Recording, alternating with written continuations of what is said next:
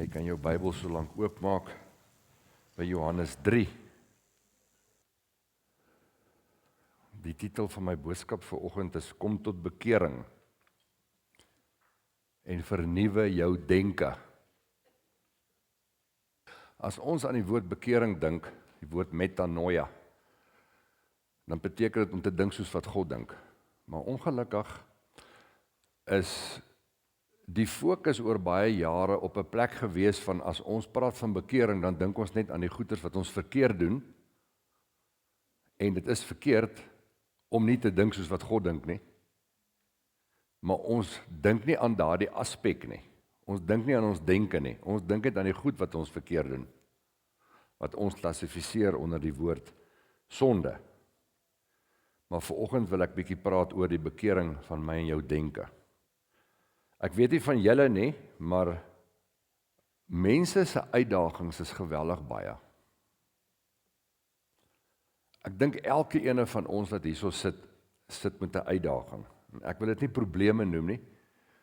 Die woord uitdaging klink vir my beter, want 'n uitdaging het net 'n oplossing nodig. 'n Probleem klink vir my soos iets wat net aangaan en nooit ophou nie. En wanneer ek na mense se stories luister, dan kom ek agter dat baie mense, my inkluis, en ek dink elkeen van ons wat hierso sit, is op 'n plek waar jy 'n uitdaging het, waar waaragtig net die Here kan die oplossing bied. Net die Here kan 'n uitkoms gee met hierdie uitdaging waarmee jy sit. Miskien is jou uitdaging nou net so 'n maand terug of 2 maande terug verby, maar ek kan jou verseker, die volgende ene is op pad. En om dit reg te kry, sal ons op 'n plek moet kom om ons denke te vernuwe. Dis so asof die uitdagings wat na ons kant toe kom, nie meer so maklik oplosbaar is, soos wat dit was 15, 20, 30 jaar terug nie. Die goed raak meer gecompliseerd, raak meer intens, dis moeiliker. En om op 'n plek te kom waar ons anderster moet begin dink. Die Bybel praat van die vernuwing van denke. Sal ons dit wat hier binne gebeur bietjie moet verander. Ons sal anderster moet begin dink. En binne die konteks van die Christelike geloof het ons altyd 'n fokus rondom die geesgedeelte van die mens. Maar die Here het ons tog gees, siel en liggaam gemaak. Die Here het my en jou 'n brein gegee. En my en jou brein, my en jou denke is vir God geweldig belangrik. Want dit is die plek waar ons moet verander. Die brein kan God se grootste vyand wees. Wanneer ons in ons denke bloot vleeslike, aardse goeders bedink. Die Here verwag van ons om op 'n plek te kom om in ons denke tot bekering te kom, sodat ons begin dink soos wat hy dink, want die oomblik wanneer ons kan begin dink soos wat hy dink, dan gaan ons hierdie uitdagings wat voor ons is, vanuit 'n ander perspektief begin sien. En ons gaan ander oplossings begin kry rondom dit. Ek weet nie of julle dit al agtergekom het nie. Wanneer jy met so 'n probleem voor jou sit, 'n uitdaging voor jou sit, baie keer dink jy, dis die oplossing. Dit is hoe hierdie ding opgelos moet word. En dan kom die Here en hy dink heeltemal anderster. En hy los hierdie probleem op 'n manier en 'n wyse wat ek en jy nooit aan gedink het nie. Weet nie wie van julle dit al agtergekom het nie. Nou, die van julle wat 2 weke terug nie hier was nie, kan gerus na Reinhou se preek gaan luister. Hy het gepraat oor die seun van die mens. Dis die term wat die meeste in die skrif gebruik word wanneer daar oor Jesus gepraat word, die seun van die mens. En ons gaan dit vanoggend weer lees in Johannes 3. Kom ons lees daar vanaf vers 12. Nou sê Jesus, as ek julle van die aardse dinge vertel en julle nie glo nie, hoe sal julle glo as ek julle van die hemelse vertel? Dan sê hy, en niemand het opgevaar in die hemel nie, behalwe hy wat uit die hemel neergedaal het, naamlik die seun van die mens wat in die hemel is. Hy sê nie die seun van God nie. Hy sê, niemand het opgevaar in die hemel. Niemand het opgevaar in die hemel, behalwe hy wat eers neergedaal het uit die hemel nie. Naamlik die seun van die mens. So vir Jesus om op te kon vaar, moes hy eers neerdal. En hy praat van die seun van die mens. In die konteks van dit, seun van mens verteenwoordig hy die mensdom. Seun van God verteenwoordig hy God. So as ek na hierdie kyk, dan sê ek, die seun van die mens het nie eers mens geword toe hy aarde toe gekom het nie. Die seun van die mens bestaan van ewigheid af. Jesus het al bestaan van voor die grondlegging van die wêreld. Jesus het nie eers begin bestaan toe hy gebore is uit Maria nie. Want God het alles van agter af vorentoe gewerk. Die offer vir die wêreld, Jesus, bestaan van voor die grondlegging van die wêreld. Die sonde van Adam en Eva was vir God nie 'n verrassing nie. En die oplossing vir die sonde, naamlik Jesus wat gebore sou word, is nie iets waaraan God begin dink het toe Adam en Eva begin sondig het nie.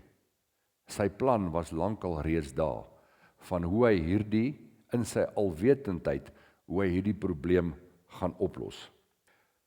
Hy sê dan hierso, hierdie seun van die mens, hierdie gedeelte, moes eers neerdal, voordat hy op 'n plek kon kom, waar hy kon opvaar. So die seun van die mens het in hemelse plekke gesit, en het nie eers in hemelse plekke begin sit nadat hy opgevaar het nie. Is julle by? Praat ek oor julle koppe? Was Jesus seun van God? Ja, hy was seun van God. Is Jesus God? Hy is God. Maar die skrif sê hy het sy godheid in die hemel agtergelaat en hy het mens geword. So Jesus is eintlik iemand wat amper soos 'n pa is. Hy is in dieselfde huis man en hy's pa. Jesus is in dieselfde terselfdertyd die seun van God, almagtig, deel van die drie-eenheid van God, maar hy is ook iemand wat die mens verteenwoordig in die konteks van hy het sy godheid agtergelaat en volkome mens geword. As Jesus hierdie aarde bewandel het en as Jesus die goed op die aarde gedoen het wat hy gedoen het in die konteks van God, is dit buite my en jou bereik. Ek wil hê jy moet hoor wat ek sê. As hy blindes oë oopgemaak het, as God, die seun van God, is die opening van blinde oë buite my en jou bereik, want ek en jy is nie God nie. Maar hy het dit juis gedoen as die seun van die mens, as die laaste Adam, om 'n voorbeeld daar te stel vir my en vir jou, van wie jy wat, ek is jou voorloper broer, en soos die Vader my gestuur het, stuur ek jou. Hoekom sê ek dit? Ons praat oor die vernuwing van denke. So wanneer ons kyk na die vernuwing van denke, is Jesus ook vir my en vir jou 'n voorbeeld, as die seun van die mens, van hoe hy wil hê, ek en jy moet leef. Nou kom hy en hy roep ons om in hemelse plekke saam met hom te sit. So as ons nou sê, hierdie is hemelse plekke. En ons sê, Jesus sit aan die regterhand van God die Vader, en hy roep vir my en vir jou as mens, om ook in hemelse plekke te sit. Julle ken hy versie. Ons sit aan die regterhand van God die Vader. Hy roep ons om saam met hom in hemelse plekke te sit. Die skrif sê so. Nou sê julle nou vir my, as ons hier op aarde leef, kom ek sê nou maar, hierso is Egbert. Sê julle vir my, hoe gaan Egbert dit reg kry om in hemelse plekke te sit? Sit jy jou naam daaraan? Hoe kry jy dit reg om in hemelse plekke te sit? Beteken dat jy moet nou doodgaan? En die sit in hemelse plekke is iets wat jy beleef na die dood? Hoe sit ons in hemelse plekke? Ons gebruik die term, sit in hemelse plekke. Hoe sit ons in hemelse plekke? Maklik om dit te sê, maar ek wil Christendom prakties beleef. Christendom, as ek Christendom nie prakties kan toepas nie, dan is dit bloot spooky spiritual. Hoe pas ek dit prakties toe? Kom, wie wil 'n kans waag? Alet, hoe sit jy in hemelse plekke? Want ek sien jou hier in lewende woord vanoggend. Wel, ek dink elke persoon moet by die plek kom waar jy eintlik dan sterf. Waar jy? En sterf? Sterf. Ja, jy moet sterf. Jy Okay. moet jou lewe neerlê by die Here Jesus. En dan moet jy weergebore word deur God se Gees. Okay. En wanneer ek dan weergebore word deur God se Gees, dan lewe ek geestelik op hemelse plekke, al het ek nog nie my liggaam afgesterf nie, is ek nog op die aarde met my liggaam en met my siel, en dan moet my siel gehoorsaam word aan my gees. Okay. Goed. Bietjie, jy's daar, jy's op hom, maar ek wil hê ons moet nader kom. Ek het hierso geskryf, die mate waarin jou denke vernuwe is, die mate waarin jy dink soos wat God dink, is die mate waarin jy in realiteit in hemelse plekke sit, en nie net in teorie nie. Ek wil dit weer sê, die mate waarin jy dink soos wat God dink, want God sit in hemelse plekke, en hy bedink en bekyk alles vanuit 'n hemelse perspektief. Die mate waarin jy kan sien soos wat hy sien en dink soos wat hy dink, is die mate waarin jy en ek in hemelse plekke sit. Maak dit vir julle sin. Jou inspraak, alhoewel jy met jou 2 voete hier op aarde staan, jou inspraak is nie van uit die aardse nie. Jou inspraak is vanuit die hemelse. Wat is die hemelse? God se Gees. Jesus het op aarde geloop, maar hy het gedoen net wat hy die Vader sien doen het. Hoe kon Jesus net sien wat die Vader sien doen? Hy was in hemelse plekke. En alles wat hy gedoen het, het hy gaan doen vanuit die perspektief van die hemelse. Vernuwende denke openbaar die wil van God in elke gebroke situasie, met die uitsluitlike rede dat God wil sy koninkryk hier vestig. Wat is God se koninkryk? Koninkryk, die ryk waar 'n koning is, dit verwys na God se heerskappy. God wil sy heerskappy op aarde vestig. Daar waar God se heerskappy geopenbaar is daar, kom ek vra die vraag so, voor ek die antwoord gee. Wanneer ek en jy onder God se heerskappy is, wanneer ons leef uit hemelse plekke, wanneer ons op 'n plek is van God leef in my, dan moet ons met mekaar saamstem, dat ons op die plek is van geen tekort, geen probleem kan nie opgelos word nie. Ons kan op die plek kom waar ons dan sê, niks is onmoontlik. Niks is onmoontlik nie. Stem my saam. Jesus is ons voorbeeldbroer. Jesus het op aarde gewandel. Hy het nooit 'n tekort beleef nie. Niks was vir hom onmoontlik nie. Geen probleem was vir hom te groot om opgelos te word nie. Niks. Soos die Vader my gestuur het, stuur ek julle. As he is, so are we. Goed. Dis te shocker. Tel my saam. Hoekom is julle so stil vanoggend? Stel my saam rondom dit. OK, goed. So, ek wil nou hierso gou-gou skryf, die vyand. Wat doen die vyand? Wat is die grootste ding wat die vyand met my en met jou wil regkry? Hy wil 'n sonde doen. Goed, sonde is om die merk te mis. Hy wil smokkel met jou brein. Jy is heeltemal reg. Hoe smokkel hy met jou brein? Hy maak jou probleembewus. Die oomblik wanneer jy probleembewus is jy nie meer godsbewus nie. Hy wil jou probleembewus maak. Die oomblik wanneer hy jou probleembewus kan maak, dan kry hy dit reg om jou op die plek te bring, kry hy dit reg om jou aards te laat dink. Kry hy dit reg om jou uit hemelse plekke te kry. Want jy is probleembewus en nie meer godsbewus nie. Wat wil die Here met jou doen? As die vyand jou probleembewus wil maak, wat wil die Here hê, waarvan moet jy bewus wees? Kom, shout it loud. Ekskuus?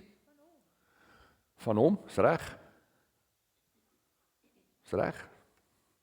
Nog? OK. Sy almag, wat wil hy hê moet jy nog wees? Hy wil hê jy moet bewus wees van die posisie waarin jy sit, in hemelse plekke. Jy is nie in aardse plekke nie, jy is in hemelse plekke. God wil hê jy moet dit vasmaak in jou hart. Wat nog? Hy is vir ons, hy is nie teen jou nie. Wat wil hy hê nog? Hy wil jou vernuwe. Dis samevattend van wat ons hierso skryf. Dis reg. Hy wil vir jou sê, hy is in 'n hoë mate beproef verklaar om jou te help wanneer jy benoud is. Hy wil my en jou herinner dat hy die oplossing het. Dat hy die oplossing het. Hy wil my en jou herinner van niks is onmoontlik nie. Niks is onmoontlik nie. Dis wat God wil hê, ek en jy aan moet dink.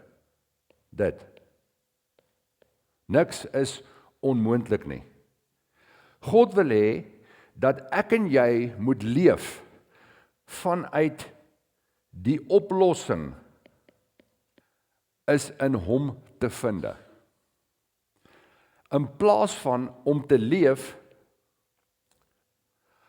uit 'n reaksie op die stok wat die duiwel in jou speke steek. As ek en jy as mens kan ophou leef vanuit reaksie uit, as ons kan ophou om reaksionêr te wees, en as ons op die plek kan kom waar ons die pas aangee, hoe sal jou lewe en my lewe nie dan lyk nie?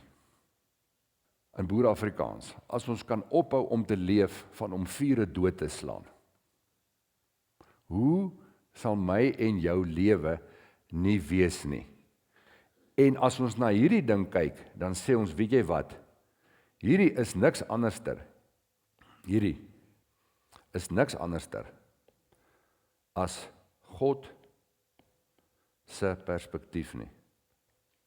As ek en jy na dit wat oor ons pad kom, menigvuldig is die probleme van die regverdige, maar uit die almal verlos die Here hom.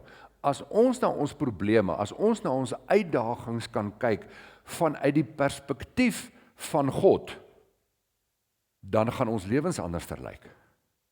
Jesus het geleef, die seun van die mens, vanuit die hemel na die aarde. Hy het gedoen wat hy die Vader sien doen het en aards geleef. Ons leef opwaarts. Ons doen 'n ding en ons sê vir die Here, Here, ek weet nou nie of dit U wil of nie U wil is nie, maar kom join my, wees my partner in hierdie ding wat ek doen. En in God se genade kom hy en hy help ons en hy vat ons hand. En in sekere gevalle sê hy nee, ek is nie deel daarvan nie. Maar Jesus het nie so geleef nie. Jesus het geleef vanuit die hemelse na die aardse, want hy het in hemelse plekke gesit. En die versie wat sê, ons sit in hemelse plekke saam met hom, kan nie bloot net 'n teoretiese konsep wees nie. Dit moet 'n praktiese konsep wees. Hoor dit sê Kolossense 3. Kolossense 3 vers 1 sê die volgende. Onthou Kolossense is altyd in die kol. Okay. Kolossense 3 vers 1 tot 3 sê die volgende. Hy sê, as julle dan saam met Christus opgewek is.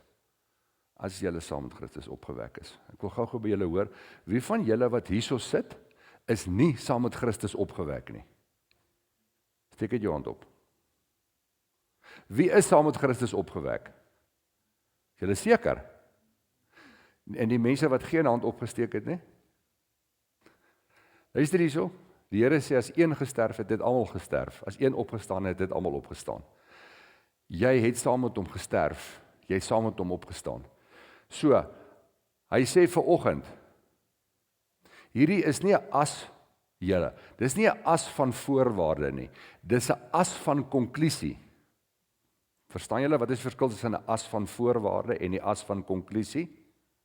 Die een is 'n voorvereiste, die een is 'n feit, die ander een is 'n feit. Hy sê as, kom ons verander dit. Hy sê, omdat julle dan saam met Christus opgewek is, lewende woord, soek die dinge daarbo waar Christus is en aan die regterhand van God sit. Die regterhand van God, die plek van autoriteit en krag. Luister wat sê hy dan. Hy sê, bedink die dinge wat daarbo is en nie wat op die aarde is nie. Hy sê, want julle het gesterwe en julle lewe is saam met Christus verborge in God. So hy sê vanoggend vir my en vir jou, weet jy wat, jy het gesterwe, jy is opgewek, jy sit in hemelse plekke. Bedink dan, in alles wat jy doen, vanuit hemelse plek uit. Wanneer ek en jy ons denke vernuwe, wanneer ons dink, vanuit hierdie posisie uit, dan kom ons op die plek, waar ek en jy, anders begin optree. Die grootste uitdaging is om anders te begin optree in die aangesig van jou uitdaging. Jy bars uit in een groot vet gelag. Because the joy of the Lord is my strength. Ouens, ek het dit al hoeveel keer gesê, ek preek net waarmee ek sukkel. So, ek weet nie of julle daarmee sukkel nie, julle kan maar vir my lag. Jy kyk anderster na hierdie uitdaging voor jou. Hoekom? Hey, Christ in me, ek sit in hemelse plekke, daar's 'n oplossing vir alles. Goed, jy begin anderster kyk rondom dit. Tweede ene, begin heilig lewe. Want jy dink nie meer die verkeerde goed nie, jy dink wat God dink. En God dink nie om verkeerde goeders te doen nie. Jy begin anders dink. Jy begin heilig lewe. En dan begin jy dink om op 'n plek te kom waar jy God se koninkryk op aarde wil vestig. Hoe vestig ek en jy God se koninkryk op aarde? Niks is onmoontlik nie. Jesus het God se koninkryk, sy heerskappy, op aarde kom vestig. Hy het dit kom openbaar. En ek dink, dat wanneer ons kan dink soos wat God dink, gaan ons so 'n groot mate van kreatiwiteit op hierdie aarde sien, soos wat ons nog nooit gesien het nie. Luister hierso, wie is die grootste in julle oë? Wie is die grootste skilder wat nog ooit geleef het in die geskiedenis van die aarde? God, is nie van Gog nie. God, gaan kyk hoe skildery, elke middag. Daar is nie 'n groter skilder as God nie. Daar is nie iemand beter wat goed kan maak as God nie. En dit wat die mens so wonderlik in is, om te maak, en dit wat nogal vir my amazing is van die Here, hy seën nie die klomp Christene, net hulle met briljantheid nie. Ek dink net hoe hoogmoedig sal die kerk nie dan gewees het nie. Hy vat 'n ou wat hom nie eers ken nie. Ek weet nie of Van Gogh die Here geken het of nie geken het nie. Maar hy vat vir Van Gogh en hy maak vir hom, hy gee vir hom die vermoë, Mendelssohn. Ouens wat musiek daar gestel het. Ek weet nie of hulle die Here geken het, ek dink baie van hulle het nie die Here geken nie. Maar daar is soveel goeders wat die Here in mense se harte deponeer, sonder dat hulle hom nie erkenning gee. Sonder dat hulle weet, dis eintlik maar hy. Die geheim vir my en vir jou, is om die Here se stem te hoor. Dit is die geheim. En wanneer hy met my en jou praat, moet ons luister, en moet ons doen. Nou hier's die ding. Ons sukkel met geloof. Ouens, as ek en jy vanuit hierdie posisie geloof wil openbaar, het ons moeilikheid. Want ons sukkel om geloof te openbaar met aardse denke. As ek en jy op 'n plek is, waar ons weet God is almagtig, waar ons weet ons sit in die hemelse plekke, waar ons weet hy is vir ons, waar ons weet hy die oplossing, waar ons weet niks is onmoontlik nie, dan is geloof soos om koffie te drink. Dis tweede natuur. Hoekom sukkel jy so om te glo, Let? Want ons nou niks moeilik aan hierdie nie. Dink julle dit was vir Jesus moeilik geweest om 'n blinde, dink julle hy moes 20 dae gaan vas en bid en om 'n blinde se oog te open? Nee. Hy het so 'n verhouding gehad met die Vader. Ek meen of hy nou modder opgesit het en of hy nou gespoeg het en of hy net 'n vinger gewys het, die oë het oopgegaan. Dit was nie vir my effort nie. Want hy het geweet wie hy is. Hy het sy identiteit geken. En hy het dit gedoen as seun van die mens. So geloof kom nie uit die denke nie. Geloof kom uit die hart. Die skrif sê met die hart glo ons tot geregtigheid. Met die mond bely ons tot redding. Geloof kom uit die hart. Wat is die hart? Hart is vernuwende denke. Geloof kom nie uit die intellek nie.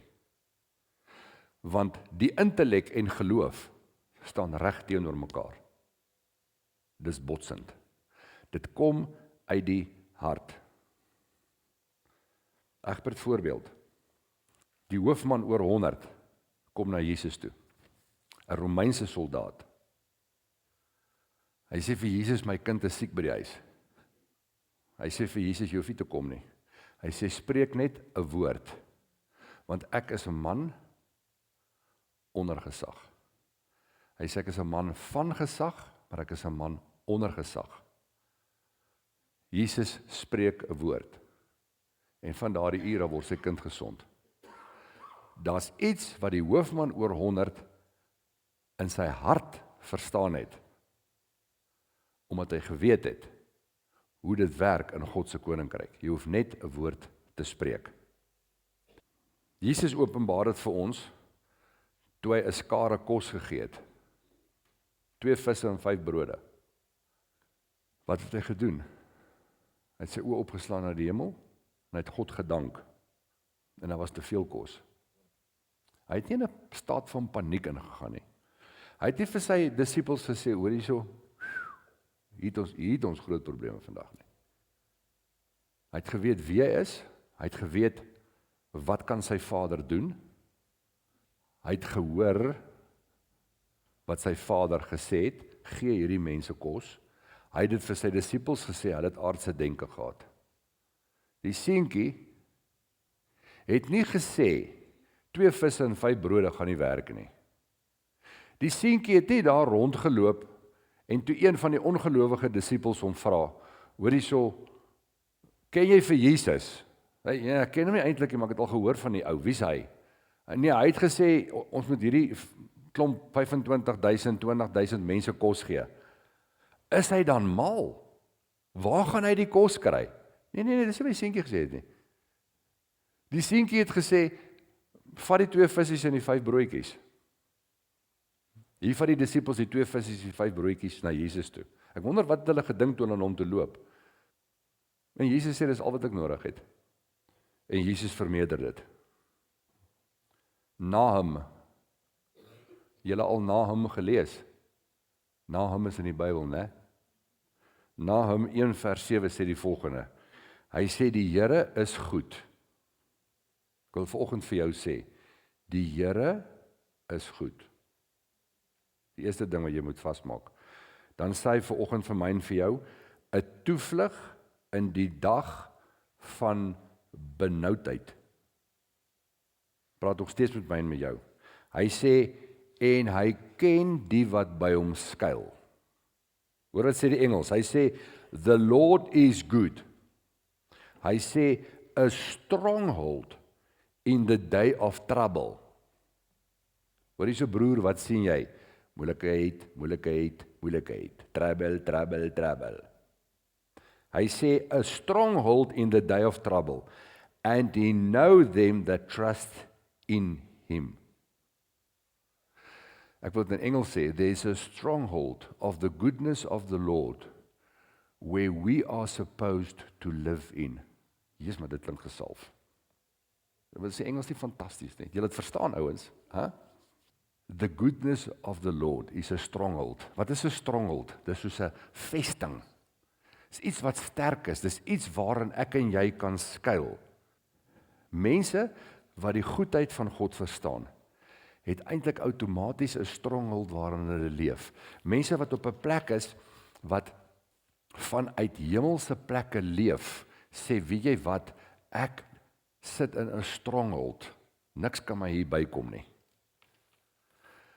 En wanneer ek en jy op daai plek is, dan besef ons, weet jy wat, hier is 'n oplossing vir hierdie uitdaging, wat ek beleef, en God gaan die oplossing gee, en dan sê die Here, julle sal my getuies wees, en dan kan jy daarvan getuig, en jou getuienis stig iemand anderster. Ouens, as daar niks is, wat ons die Here voor nodig het nie, waarvoor wil jy getuig? Dan gaan dit net oor jou. Maar wanneer ek en jy op 'n plek is, waar ons net probleembewus is, en nie meer godsbewus is nie, dan sê ons eintlik, weet jy wat, ek glo nog in God, maar dit wat ek beleef, is buite sy oplossing, en dit is ook buite sy bereik. Dis nou maar suffer in silence.